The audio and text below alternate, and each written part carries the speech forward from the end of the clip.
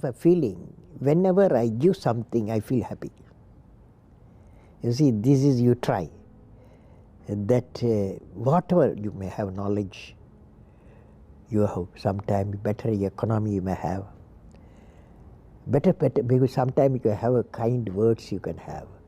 So if you use and make somebody's life happy, that is you are giving, and his or her life is happy.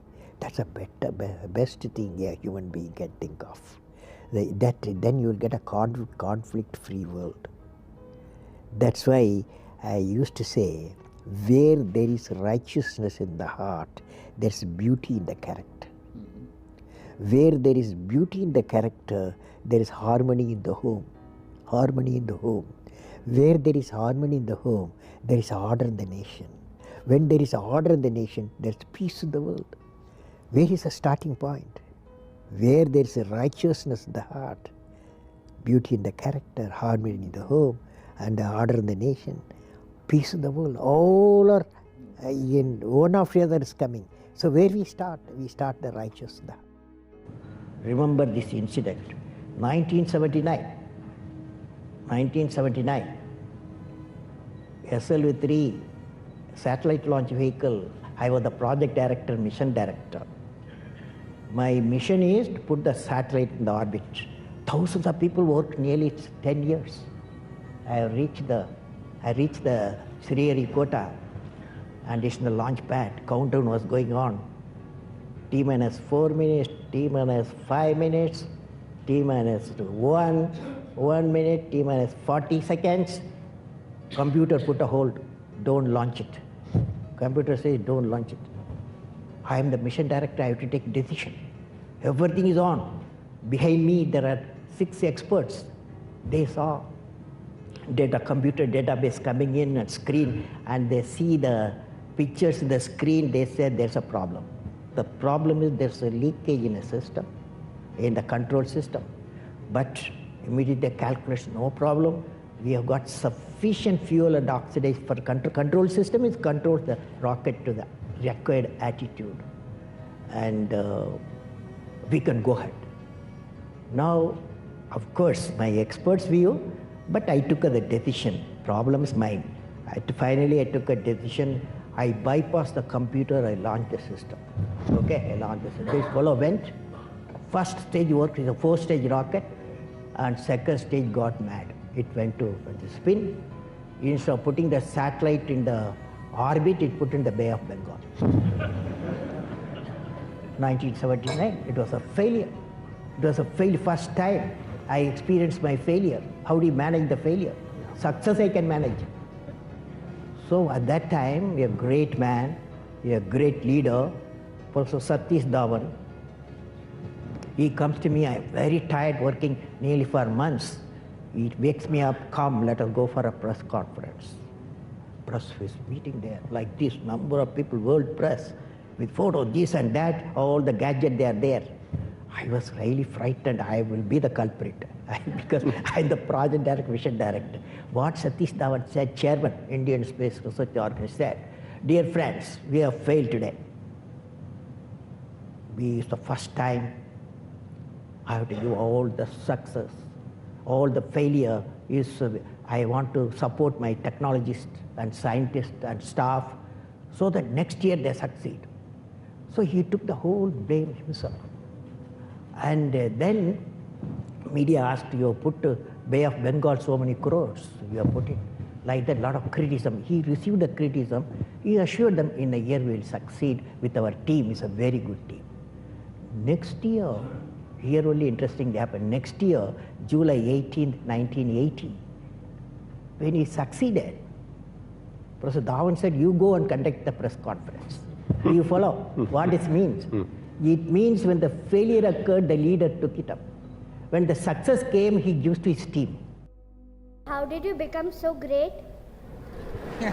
How did I become so great? That's a question. Well, which class you are studying? 4th. What's your dream in life? I want to become a singer. Singer. Hindustani or Carnatic? Hindustani or Carnatic music? Any music? Yeah, music. Any music will become. Well, I don't know how became. I don't know. It's a relative terms. So I personally believe you must have a dream. Say, I must have a dream. I must have a dream. I must continuously acquire knowledge. Continuously acquire knowledge. I must continuously acquire knowledge. Hard work. Hard work. Hard work. And perseverance. And pursuance. One should not be not afraid of problems. Not afraid of problems. Then you will be successful. We should know how to handle not only how to handle the success, how to handle the failures. Particularly you are in the management environment, Wharton. I want the young people to understand how to manage the failure. Because any task you do, you have to come across problem. Problem should not become the captain of the individual or the project chief. And the project chief should become the captain of the problems and defeat the problem and succeed. And for a culture of excellence. The excellence not by accident. It is a process where an individual continuously strives to better oneself. The performance standards are set by themselves.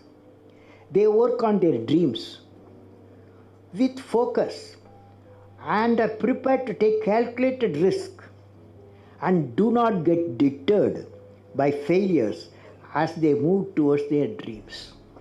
Then they step up their dreams as they tend to reach the original targets. They strive to work to their potential. In the process, they increase their performance, thereby multiplying further their potential.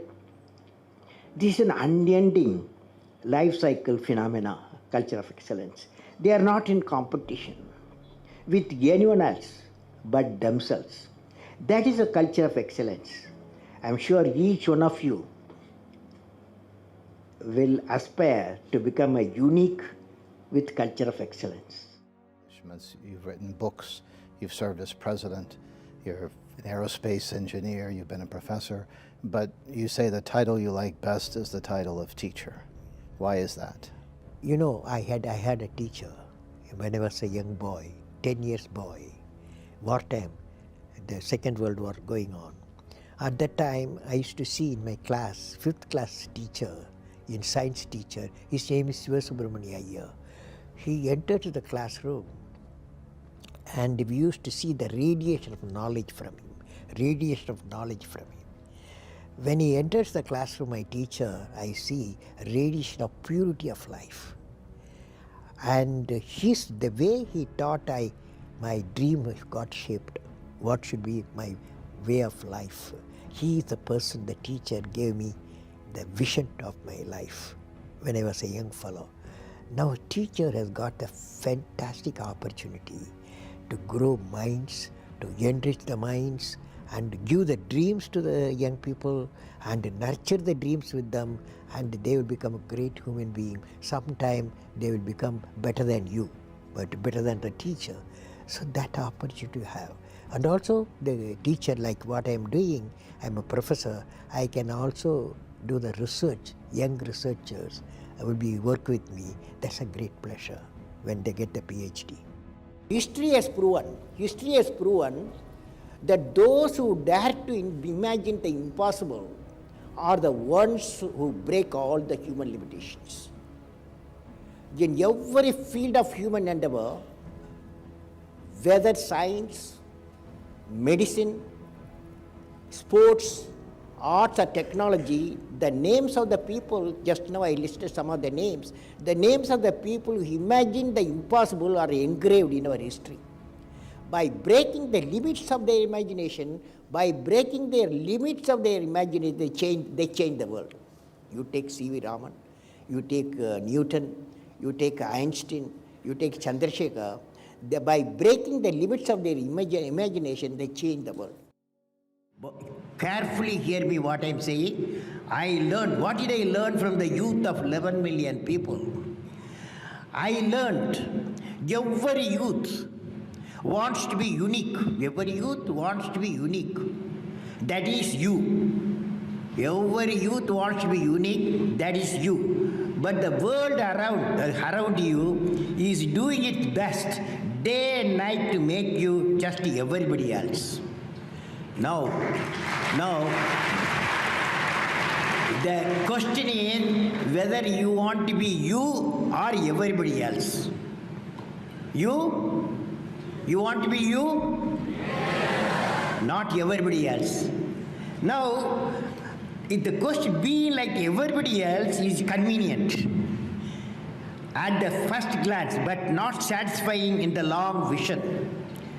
The challenge, therefore, my young friends, is that you have to fight the hardest battle. You have to fight the hardest battle which any human being can ever imagine to fight, and never stop fighting until you arrive at your destined place. That is the unique you. To get the unique you, it's a big battle. The battle means you don't need to take a gun. The battle means you have to have 4 unique things. 4 unique tools you must have in that battle. One is you have to set the goal. The second one is acquire the knowledge continuously. And third one, it's a hard work with the devotion. And fourth is perseverance. These are the tools you have to, for the battle you have to wage. If you want to be discoverers, if you want to be innovators, I am going to give you what type of characteristic you must have. Invention and discoveries have emanated from creative minds that have been constantly working and imagining the outcome. The telephone, he was imagining the outcome in the mind. With imaging and constant effort, all the forces of the universe work for that inspired mind, thereby leading to invention and discoveries. See, I have a feeling whenever I give something, I feel happy. You see, this is you try. That whatever you may have knowledge, you have sometimes better economy you may have, better because sometimes you can have a kind words you can have. So if you use and make somebody's life happy, that is you are giving, and his or her life is happy, that's a best thing a human being can think of. Then you will get a conflict-free world. That is, leaders should work with integrity and succeed with integrity.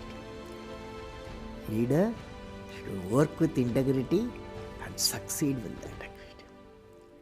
And I believe President, since you asked the question, has to be continuously in touch with the people. Rashtrapati Bhavan, where I was there, became a People's Bhavan. Instead of Rashtrapati Bhavan, it becomes People's Bhavan. And also I travel into the whole state, cutting across hill, deserts and sea. I was in touch with millions and millions of people.